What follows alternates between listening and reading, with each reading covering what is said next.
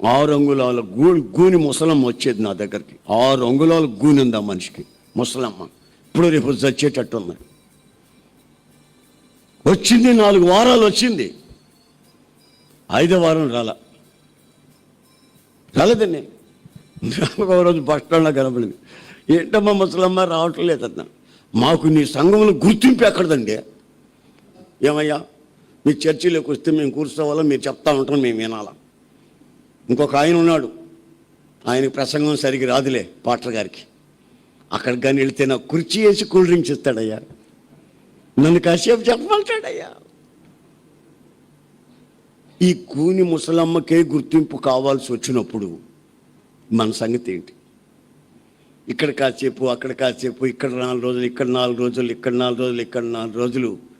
ఏమండి, మెంటలు వచ్చిన కాకి తిరిగినట్టు తిరగకపోతే మనం ఎందుకు స్థిరంగా ఉండలేదు?